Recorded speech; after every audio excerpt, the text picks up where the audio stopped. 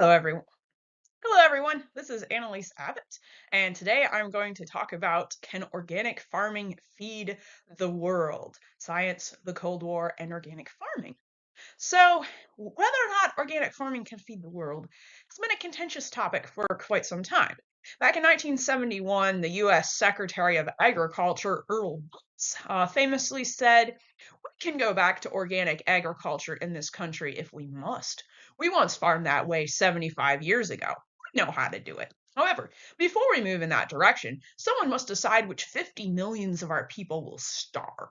We simply cannot feed, even at subsistence levels, our 205 million Americans without a large production input of chemicals and antibiotics.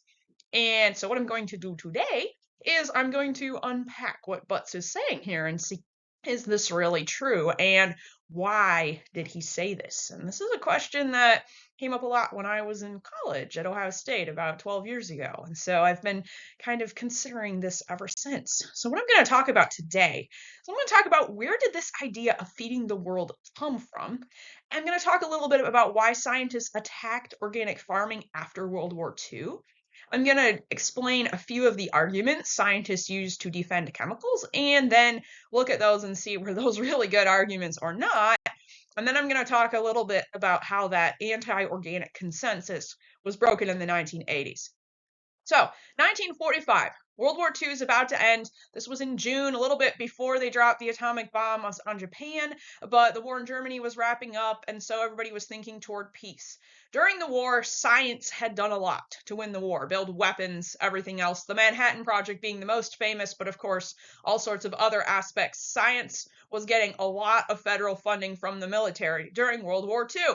And so, as the war is winding to a close, a lot of scientists are worried. They're like, oh no, this money's going to get cut. Who's going to fund our research anymore? I mean, we really have got to convince the federal government that science is just as important in peacetime as in war. And so this guy here, Vannevar Bush, published a famous report called Science, the Endless Frontier, which he released, like I said, in about June of 1945. He said, great advances in agriculture are also based upon scientific research.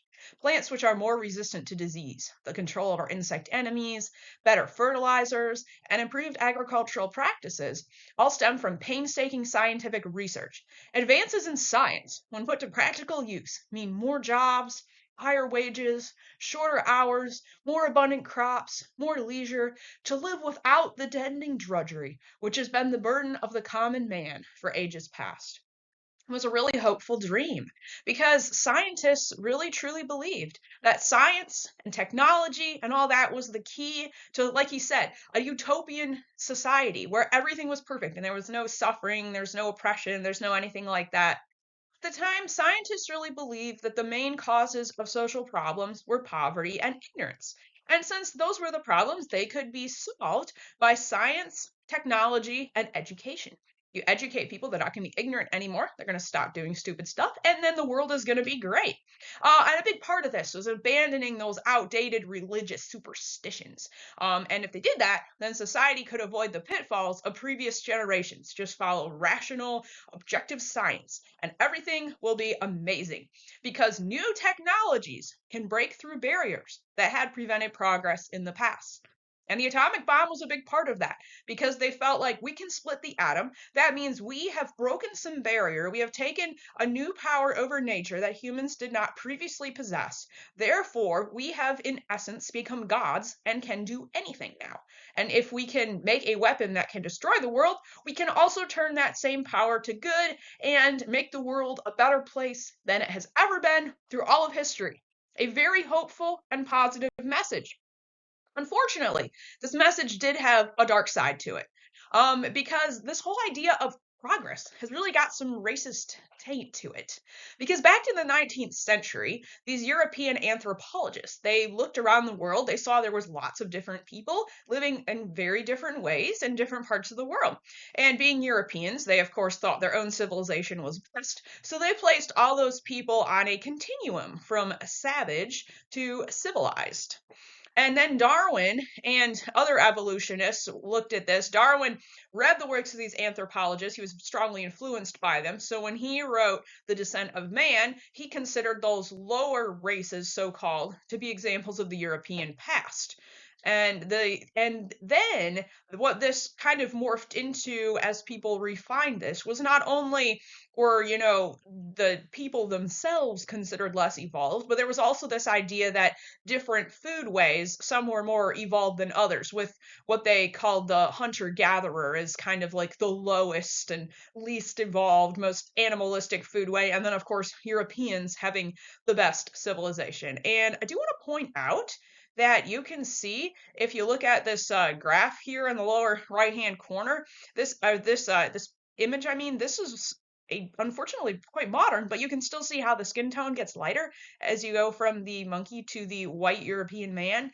And that's what they thought, was that the darker the skin was, the less evolved people were. Extremely racist ideas. So the good thing about this was, and this continued up through the 1920s. Fortunately, by the 1930s, some anthropologists started to say, wait a minute, when you really get to know these people, you learn their language, you try to understand their culture, they are just as intelligent as Europeans. They're just different. They're not inferior at all. And so Franz Boas was one of the anthropologists who really helped debunk this idea of that some races were less evolved than others. And he's like, well, they're different, but they're not less evolved. And so the biological racism, of course, it lingered on, but the scientific justification of it was mostly gone by the 1930s. But unfortunately, even Boas still had a bit of this cultural racism.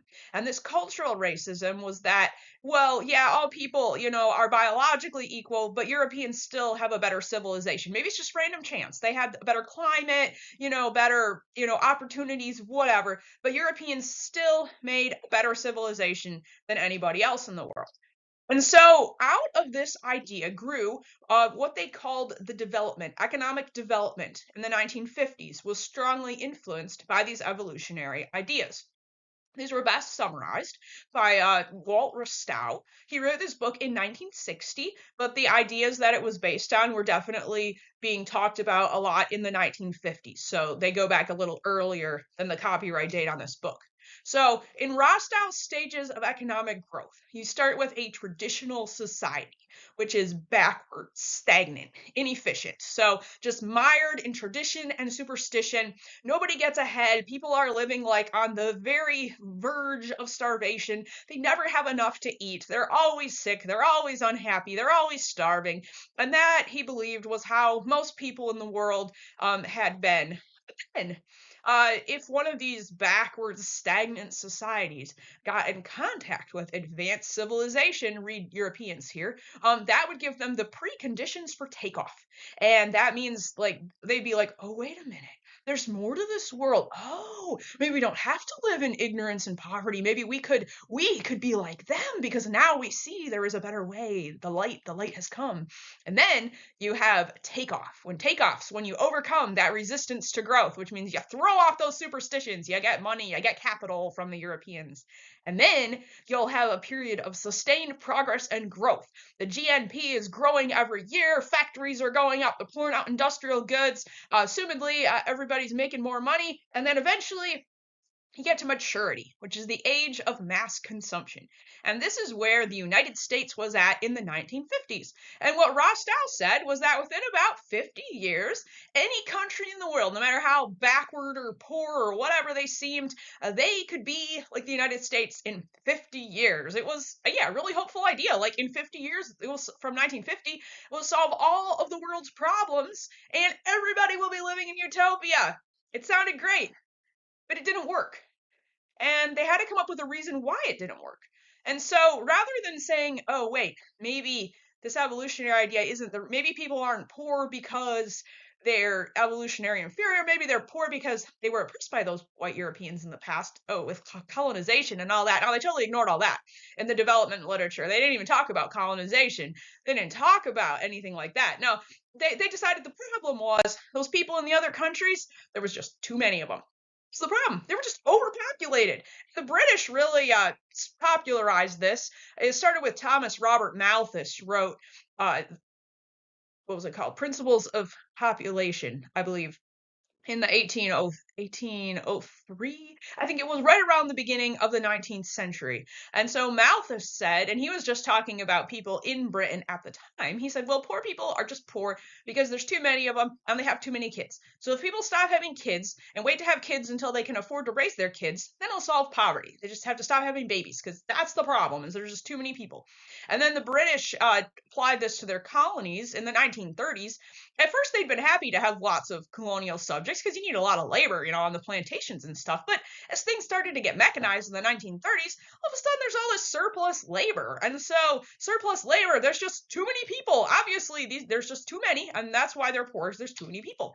Then you had World War II, where some philosophers, including Guy Irving Birch and Elmer Pendle, they wrote this book called Human Breeding and Survival, Population Roads to Peace or War. And they said, well, the reason that Germany and Japan were the aggressors in World War II was because they were overpopulated. They just ran out of land. They couldn't grow enough food. That's why they had to take over the world, because it was all about overpopulation. And then, of course, after the war, or even during the war, starting in 1943, the Food and Agriculture Organization of the United Nations formulated its dietary guidelines that thought everybody needed. And these were really high in meat and milk, which a lot of people in the world did not have that much meat and milk. And so they said, well, there's not enough food to give everyone the level of meat and milk that rich Europeans and Americans are eating. Therefore, the world must be overpopulated. There's not enough food to feed everybody. We have more people than we have food. And then, of course, in 1948, you had two very famous books. One was called Our Plundered Planet by Fairfield Osborn. The other, even darker, more pessimistic one was Road to Survival by William Vogt. I've got a picture of him here. And William Vogt said, look, humanitarian aid is useless. We should stop giving people medical care if they're not going to stop having babies, because they're never going to get out of poverty because they're overpopulated. So he's like, you got to have birth control first. People have got to stop having babies until we can't lower the death rate until people lower the birth rates. There's just too many people in the world, and we're never going to solve the world's problems until there's way fewer people in the world than there are now.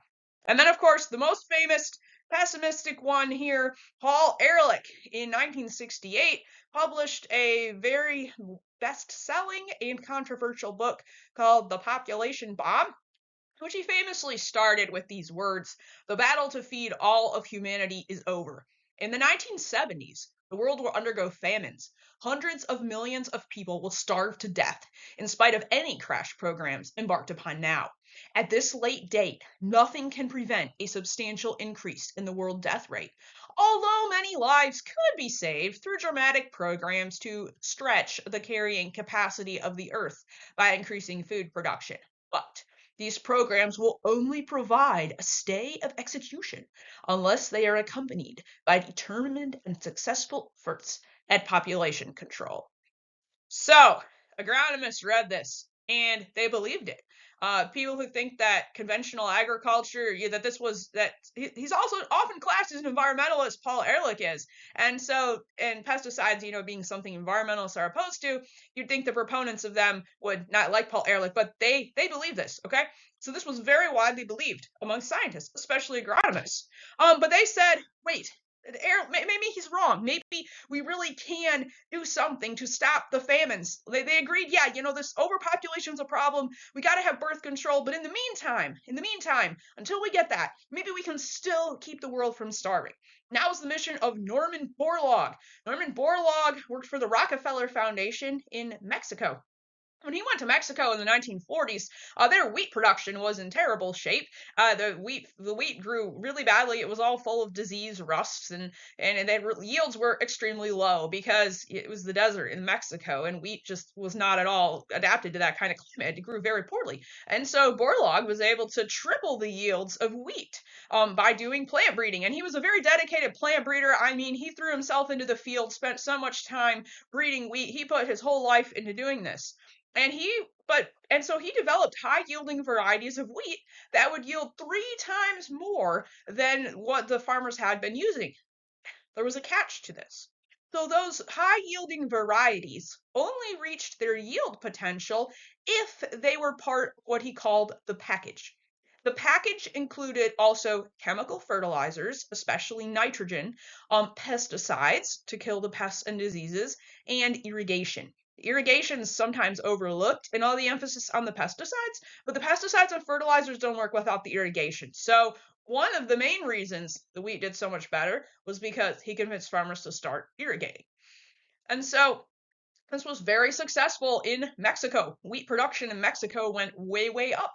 And so Borlaug sent his, what he called apostles, his wheat apostles, over to India. And they did the same things, and Pakistan. So India and Pakistan, they're taking these same varieties of wheat that work so well in Mexico. And hey, when you use the package, you had the pesticides, the fertilizers, the irrigation. And so they were growing real good in Asia too. So, and then guess what? We get to the middle of the 1970s, and hundreds of millions of people did not die from starvation. Ehrlich was wrong. And so Norman Borlaug said, I did it. I saved the world. I stopped all those people from starving with my wheat breeding program. And the other agronomists, they're like, we saved the world. We saved hundreds of millions of lives. We are superheroes. And so they were hoping that everybody was going to honor them, and they did. They gave Norman Borlaug the Nobel Peace Prize in 1971. But unfortunately, things weren't quite as great as they had hoped they would be. One problem was that only wealthy farmers could afford that Green Revolution package, all those pesticides and fertilizers, and those were really expensive, and so was drilling wells for irrigation. So what happened in India, especially in Pakistan and in Mexico, was that the poor peasant farmers could not afford these technologies, and then they couldn't compete in the market with the rich farmers who were using the technologies. And then a lot of them ended up losing their land. And then people in developing countries still couldn't afford food because there was plenty of food. All that wheat was just being stockpiled in granaries, but the people who were so poor did not have the money to buy it. So the food was being produced, but it was not getting to the people who needed it the most. And then you had the environmental problems. The pesticides started killing the wildlife. The fertilizers were polluting the water. This was in all of the world, including the United States, not just in these other countries. And then in 1970 or 71, or was it 72? Anyhow, Jim Hightower published a book called Hard Tomatoes, Hard Times, in which he blamed America's rural social problems, which was that rural areas were becoming depopulated because farmers couldn't stay in business. And he blamed that on what he called the collusion between the land grant universities and agribusiness. And so the agronomists felt like they were being attacked. And this cartoon here is from an agronomy magazine from 1972. And they're throwing tomatoes at the scientists because obviously the book was called Hard Tomatoes, Hard Times. And so the scientists are like, whoa, wait, what's going on? We just devoted our lives to breeding wheat and we to save the world, and we have stopped the famines that Ehrlich said was going to happen, and instead of being grateful, the world is attacking us. And so, since they felt like they were being attacked, they fought back. They're like, we've got to do something about this, or all of our work that we've worked so hard for is going to get undone. And Norman Borlaug said, the continued success of the Green Revolution will hinge upon whether agriculture will be permitted to use chemical fertilizers and pesticides, both absolutely necessary to cope with hunger.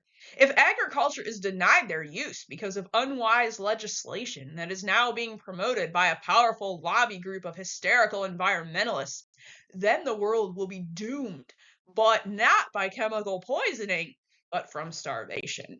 So, I want to point out historical context. These ideas did not come out of nowhere. So agronomists actually had been pretty opposed to organic farming ever since the 1950s, and it went back to politics.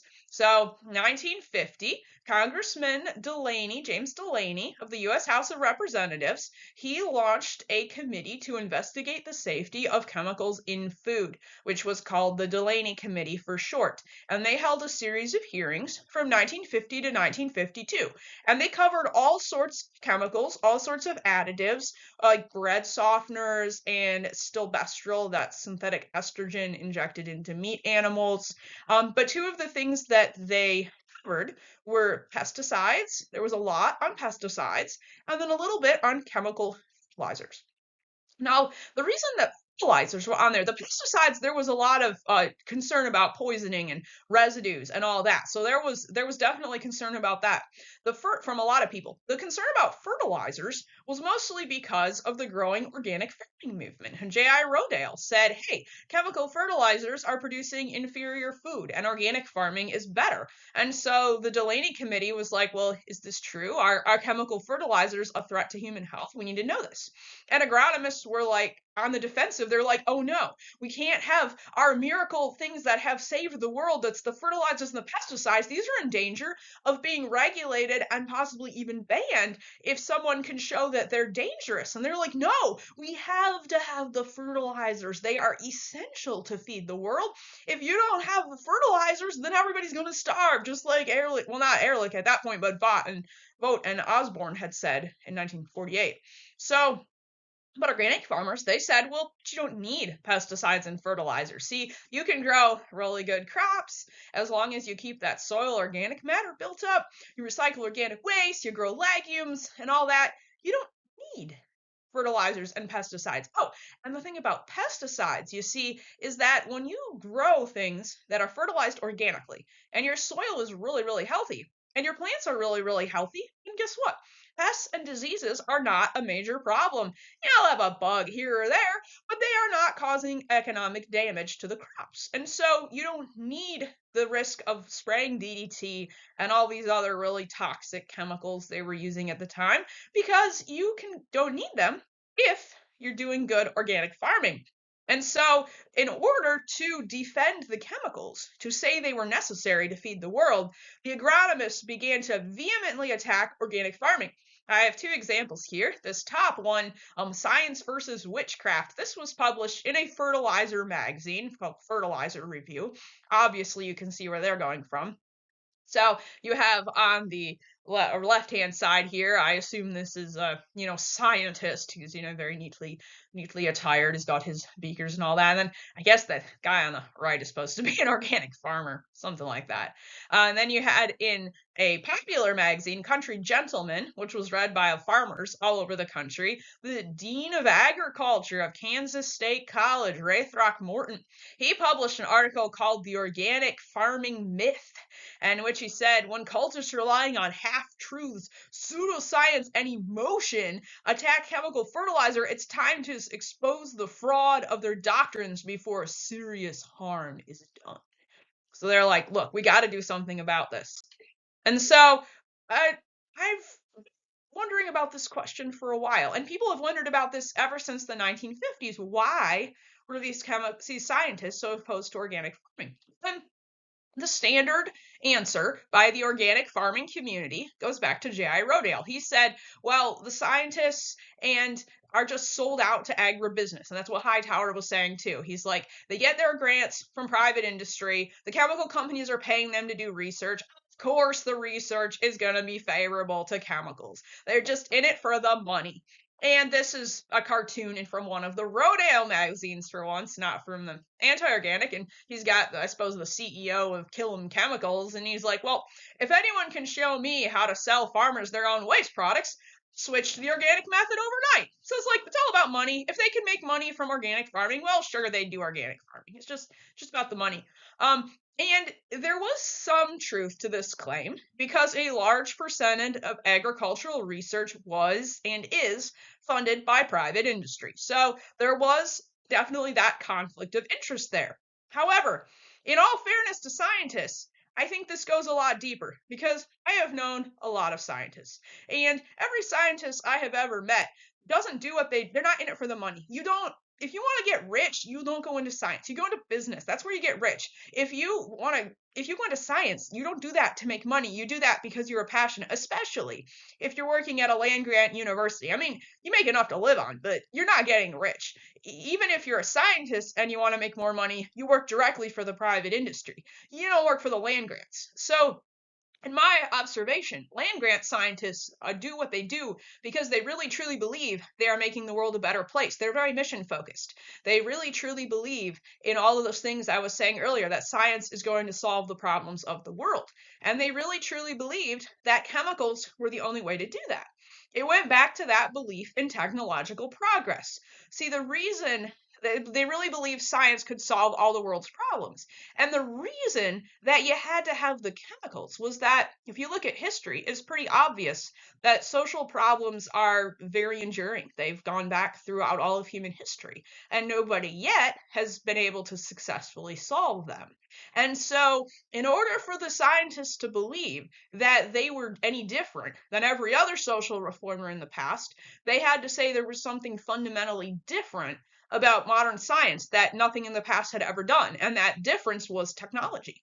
Because of the atomic bomb, and then pesticides were not the atomic bomb, but still they were new.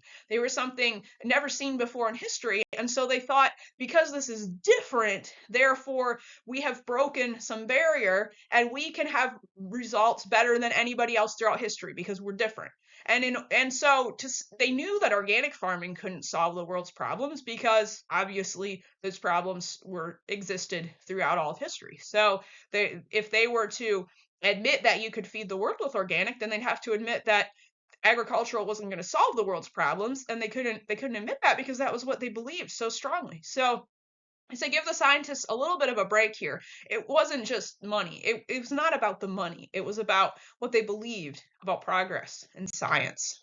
So one person who really truly believed this, in addition to Norman Borlaug, who he was friends with, by the way, was this guy here, Charles Black from Iowa State University. He was in the agronomy department, and he was just minding his own business, doing his fertilizer research until 1971, when he got wind of these pollution hearings being held in the state of Illinois, because the city of Decatur, Illinois, had suddenly discovered that their water supply, which came from a river and a reservoir, was being polluted with nitrates. And it was pretty easy to tell those nitrates came from farm fields, which farmers had been applying more nitrates to since 1950. And nitrate levels in the drinking water supply for Decatur had gone up at the same rate that nitrogen applications on the fields went up. So fairly simple, cause and effect here. Well, when Charles Black heard that they were considering regulating, like when farmers could apply nitrogen and how much they could put on, they weren't going to ban it. They were just going to regulate it. But Black got really worried, and he's like, "Oh no, this is going to, stop the progress of science and technology. We've got to do something about it." And so he got together with some like-minded scientists, and they founded this organization called the Council for Agricultural Science and Technology, or CAST, in 1972. And the purpose of CAST, as Black stated it, was to educate the non-agricultural public about the facts of agricultural science. Now, what that actually meant, in principle, was attacking environmentalism and organic farming at every possible opportunity. And so in the next few slides, I'm going to go through some of these attacks. Most of these are taken from CAST publications, although I will say there were just as many other publications. They said the same thing. So they basically all said the same thing. You read one, you read them all. It gets boring going through them after a while because that's the same thing they said in the other 10 I looked at. So here's what they said.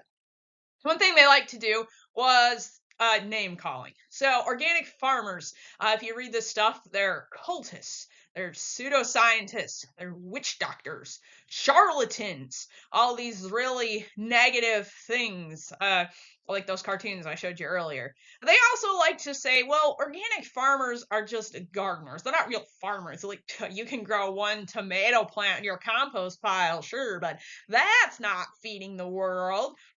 There was also a lot of ad hominem attacks against J.I. Rodale and his organic gardening magazines, and his prevention magazine too, because that's the thing about J.I. Rodale. He promoted organic. He was really excited about organic farming.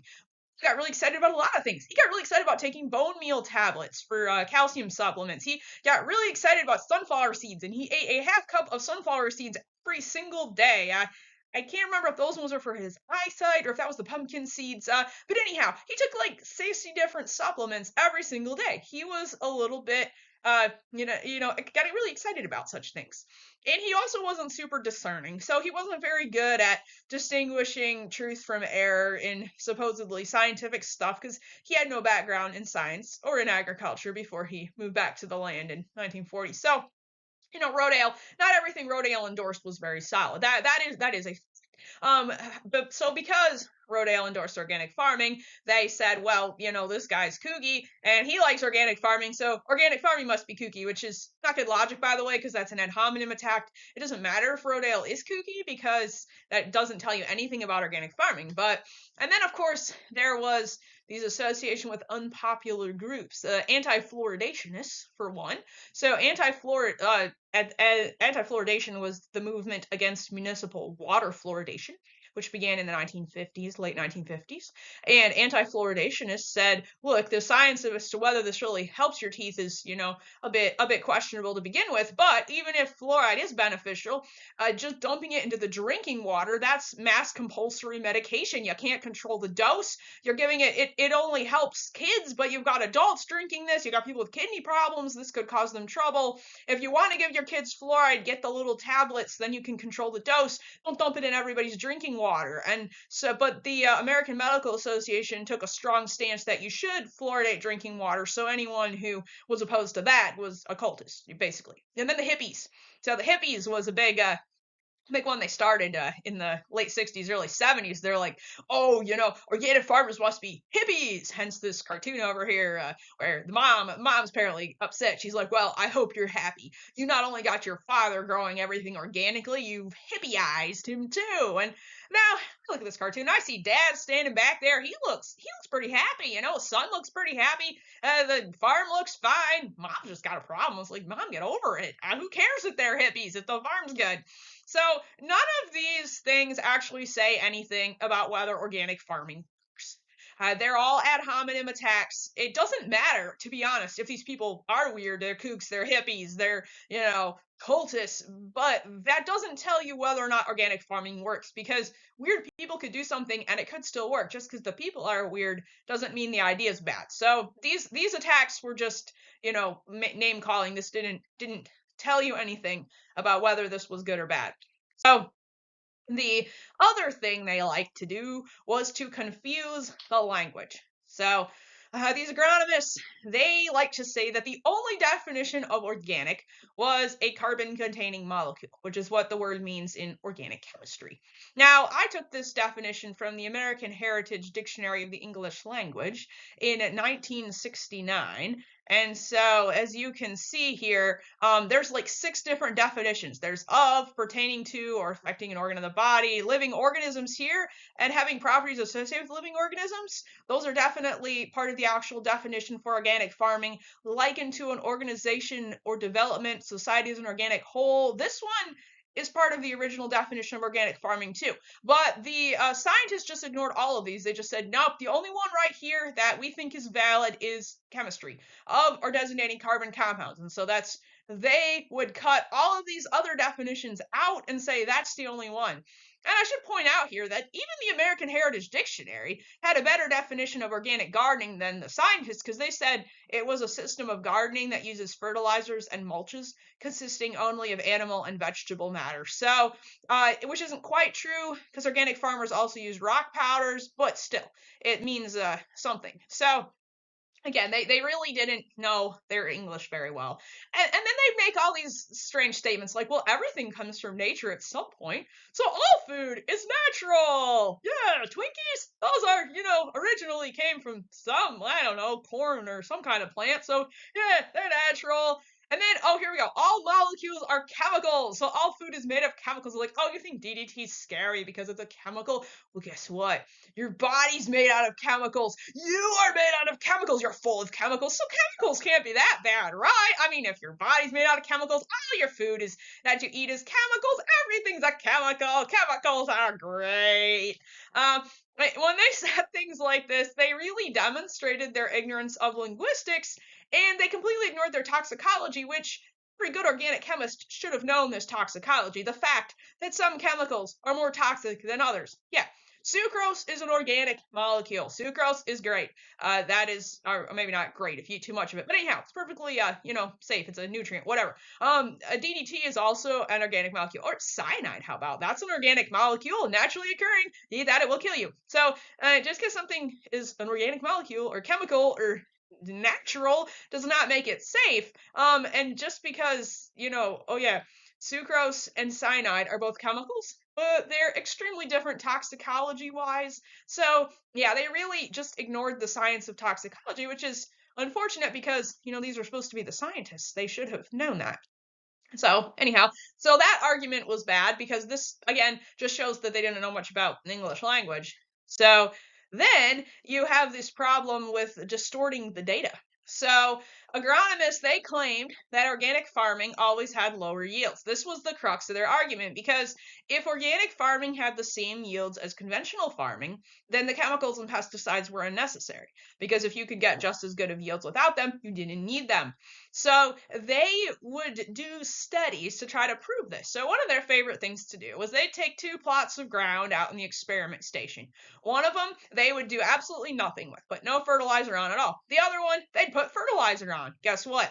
The plot with fertilizer did better. I've done this in a greenhouse experiment. You take sterile potting media. It's got nothing in it. It's just, basically a medium for the roots to grow in. You put a plant in that, without any fertilizer, it doesn't grow. You add your chemical fertilizers, the plant grows great. So they're like, see, organic farming doesn't work. But the problem is just unfertilized, sterile stuff is not organic. Organic is all about the life in the soil, nutrient cycling, all these things you don't have in that kind of sterile experiment. So that was inaccurate. Those experiments don't count because that's not organic farming. They also casted this report on organic farming in 1980, where they supposedly compared it to conventional farming, and they went through all these studies, and they were kind of concerned because some of these studies were too favorable. They showed that organic farming worked, and the cast couldn't have that in their final data. So they took out any farm that brought in any manure from off the farm or used rock powders, which most organic farmers did use rock powders at the time, especially lime and things like green sand or rock phosphate. So yeah, organic farmers used rock powders. That was part of organic farming, but they just ignored that because it didn't fit their definition of it as a cult. So they also like to twist it the way they reported stuff. So of the few studies that they felt matched their exacting criteria, well, they discovered that one of them, the organic farm, still did better, and they didn't know what to do with that. So they said, well, organic farms had a yield decline of -7 to 44%. Now, do your math. Double negative equals positive. That means that the yield decline of -7 means in that study, the organic farm actually had 7% higher yields than the conventional farm. But of course, they tried to downplay that fact. And they picked the worst study that they could dig up, that the organic farm had 44% lower yields, and then they used that to do the math to say organic farming couldn't feed the world. Now, they always would talk about these Rothamsted studies. So Rothamsted is the longest running agricultural experiment in the world. This is in England. It was started in 1840 or 1843, and the purpose of this experiment was to see, at the time when chemical fertilizers were new, if they could replace manure or if they were missing something. So the researchers at Rothamsted took identical plots. They applied farmyard manure to one, and to the other one they put the NP and K at the same rates that was in the manure, and so what happened? And basically every year they had approximately the same yields. The same yields. So the purpose of these experiments was never to try to say that chemical fertilizers were better than manure. It was only to show that they could be equivalent. And that's what they decided. They were equivalent, and that launched the whole chemical fertilizers. But the manure always did just as well. So there was never any data from Rothamsted to say that you couldn't get just as high of yields with manure as you could with chemical fertilizers. So another thing that they like to do would be equate organic farming with 1930s agriculture. So I'm going to say right out, American agriculture in the 1930s was really, really bad. There was a soil erosion crisis. You see this photograph here, this is a canyon, a gully in Coon Creek, Wisconsin. And to get an idea of the scale, right here, you've got a horse. And there is a rider on the back of the horse. You can't even barely see the rider. So there's this terrible erosion going on, caused by bad farming. And then you have down here the Dust Bowl out west. The soil is literally blowing away. And not surprisingly, this kind of agriculture had really poor yields. I mean, your yield per acre isn't going to be so good if part of your acre is this gully here that's just gone. Obviously, your yields on that are zero. Your yields on soil that is blowing away in the wind are zero. And the soils were lacking in organic matter, obviously. So this was bad farming that was going on in the United States at the time. And if you're interested in learning more about this, my book Malabar Farm, it covers the history of this soil erosion catastrophe and of the soil erosion, the soil conservation movement that worked to combat it using restoring soils with vegetation, organic matter, contour planting, all sorts of things that are used in organic farming today.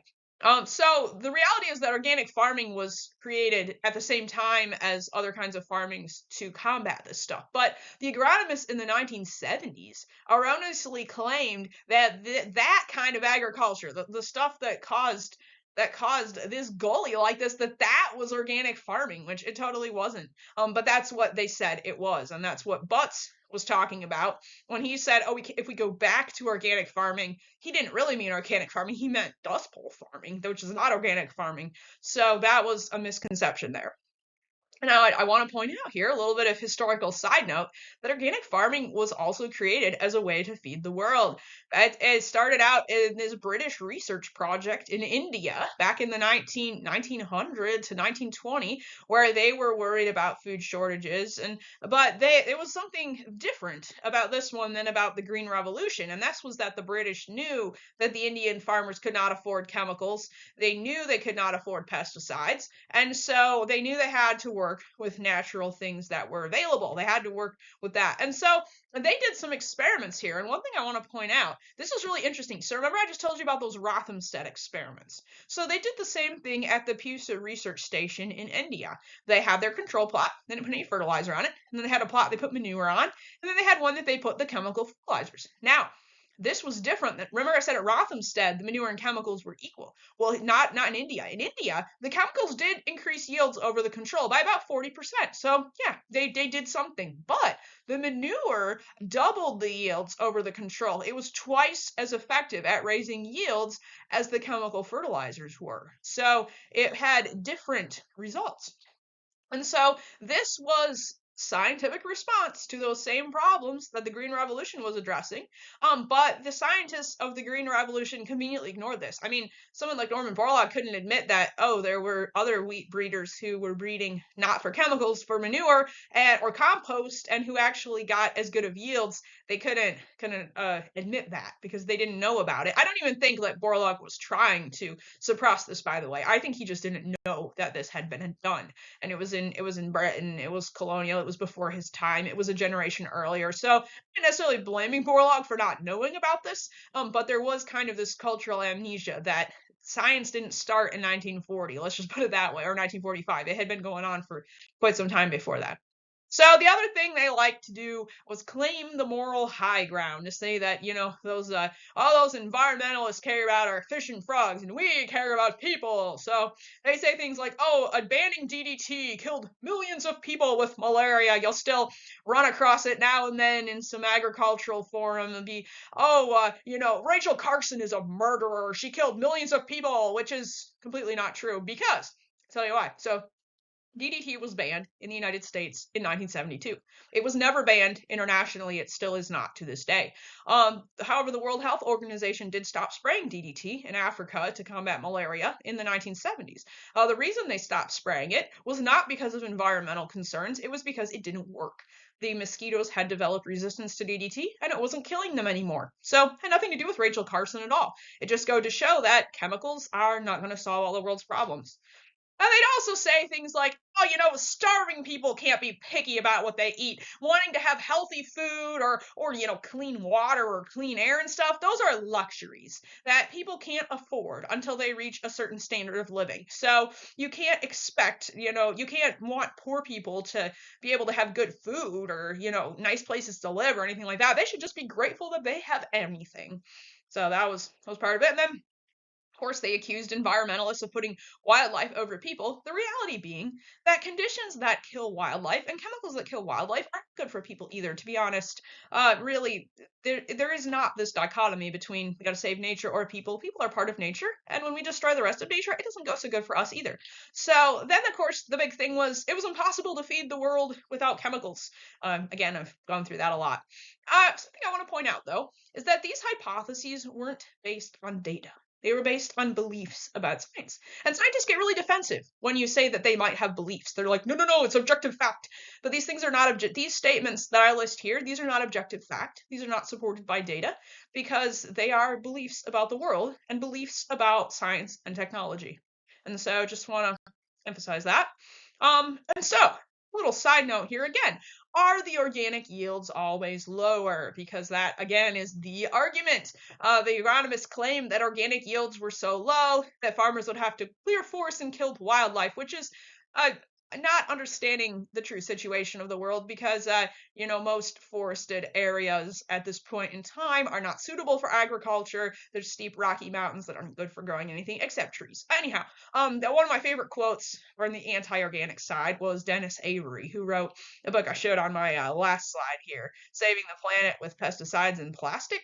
So he said, if we ban pesticides, we literally ban forests and wildlife. But that, of course, is not true. So trying to figure out the organic yields, though, because of these beliefs, because of these politics, it's tricky. Because like I said earlier, you can basically make an experiment come out any way you want to, depending on how you design it.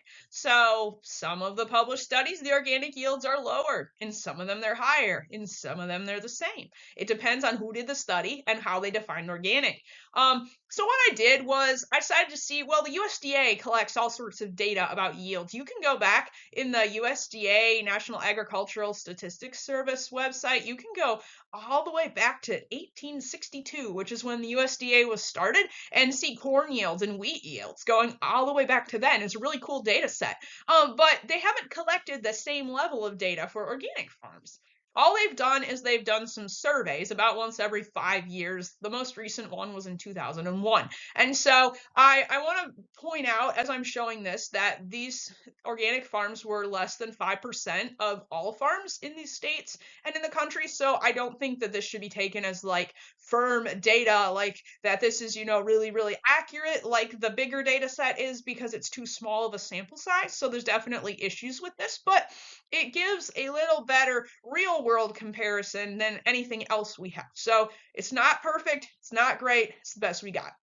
So what does it say? So the USDA data, if you compare that organic survey from 2021 with the average yields for the country as a whole in 2021, the organic yields are about 25% less than average. So here's the US as a whole.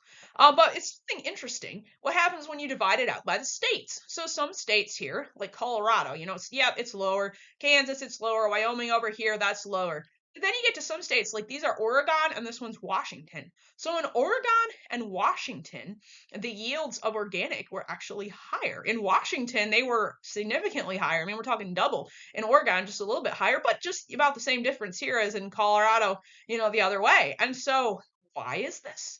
That I don't know. One thing I think might be the reason is that I know states like Kansas especially are pretty opposed to organic farming. I'm sure their agricultural experiment stations don't offer a lot of help to organic farmers. On the other hand, states like Oregon and Washington in general are more favorable toward organic farming. They probably have some scientists who are actually doing research on organic grain growing. Information is easier to get. And so I think with more information, that's why organic farming is doing better in those regions. I also want to point out yields aren't everything. So wheat, for example, this whole argument like, if yields are lower, we got to clear more land. Well, the land and wheat production has actually dropped 43% since 1980. Remember I said even if those USDA statistics are representative, and I think there's room for improvement there, you'd only need 25% more land, not 43%. So we still wouldn't be plowing up anything that wasn't already in wheat in 1980. So you're not destroying all the forests to do that. Another thing, corn. Now, corn's different. Most wheat does go for human consumption. So when you talk about wheat, you're talking about food. When you talk about corn, you're not talking about food per se, because 44% of the US corn crop goes into fuel ethanol to run our cars. 10% of our gasoline in our cars is actually ethanol, and that comes from corn. So if you look at this graph here, this is animal feed. Down here, this is other uses, which include industrial uses and corn syrup. Oh boy, if we had to cut the corn syrup, like that would be such a tragedy, right? And then that's ethanol. So we're talking 44% of the US corn crop went to ethanol. That means that even if yields did drop 25%, if everyone switched to organic, all that means is we'd have to drop our cars from E10 to E5, which I don't think in the long run is going to make that much difference in fuel consumption. Just drive 5% less or make the cars 5% more efficient or whatever. 5% is not a lot. So and it's only going to hurt cars, not people. And there's obviously other things we can run our cars on.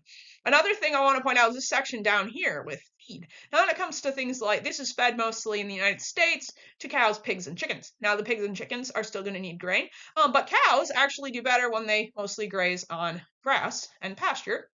And organic cows usually graze more grass and eat less corn than conventional cows. And organic hay and pastures actually always have higher yields. No matter what study, the grain ones fluctuate, like I talked about before. But when it comes to hay and pasture, hey, organic is the best way to grow grass. That is a fact. Nobody's really arguing with that. So if the organic cows are eating more grass and less corn, then you could easily, solve that problem there, even if there is a yield gap.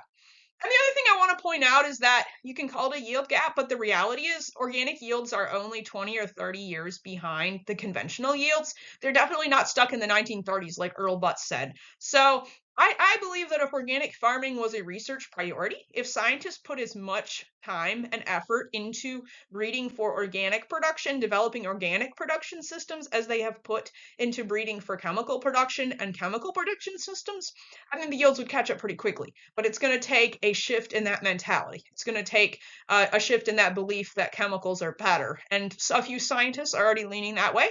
There's definitely the exceptions. I think the majority in agronomy are still in the chemical mentality. So I think that's what will make the change in the long run. So we get to the 1970s. The sad thing is about those dreams of technology, they sounded so great, but they didn't work because those technologies actually caused unprecedented environmental destruction. This is the Cuyahoga River here in Ohio. Caught on fire. Rivers aren't supposed to catch on fire. Water doesn't burn, right? Well, it does if it's got so much oil and pollution on it. And then this is from the Santa Barbara oil spill in California, a duck that is dying from oil. So, and then, of course, in addition to the environmental problems, the social problems, global inequality is worse now than it was in the 1950s. Those so-called developing countries, it didn't work the way Rustow predicted. They're still poor because they weren't poor because they were less evolved. They were poor because of colonialism with fundamental issues that have not yet been resolved. So this, by the 1970s, the fact that the scientific idea wasn't working, because everybody thought it was great, but there was just so much evidence that it wasn't working by the 1970s that a lot of people really started to question it, like Hightower and the others. And then social science researchers and historians of science and stuff started even to challenge the objectivity of science. It's like, well, science, I hate to say this, is, a belief system too. It's not just objective fact, because we obviously, the river catching on fire is an objective fact, right? And the scientists are ignoring this as happening. So it's like, it's not a bit objective fact. It's your belief about what the science and technology can do. And that is something different from the results of a study or whatever. Science let the farmers down. This was the big reason that the farmers were like, well, who cares about the rest of the world? But you're hurting American farmers. There was oil crises in 1973 and 79. It made those farm input prices skyrocket. Because guess what? Those nitrogen fertilizers, those pesticides, the fuel to run the irrigation pumps, the fuel to run the tractors, all of that came from oil. And when you had the oil crisis, that made prices skyrocket. It was really hard to get fertilizers and pesticides. And then, of course, you have Earl Butz again, quote from the beginning here. He got really unpopular after he gave away or sold all the surplus grain and wheat in the U.S. to the Soviet Union, which are like, wait, that's our Cold War enemy. Why are you selling them all our wheat? So, that wasn't a popular move. And so by 1979, the farmers drove to Washington, D.C. They called it a tractorcade. They drove their tractors to the Capitol. You can see here, it's one of the pictures, to protest against it. And so by the 1980s, a lot of farmers were fed up with what science and the government, they were not giving them what they promised. They were farther from utopia than ever. Things were not getting better. They were getting worse. And so they decided to look at alternatives. So, but the thing was, organic farming was an alternative, but, and by the late 1980s, many scientists were trying to reduce their dependence on chemical inputs.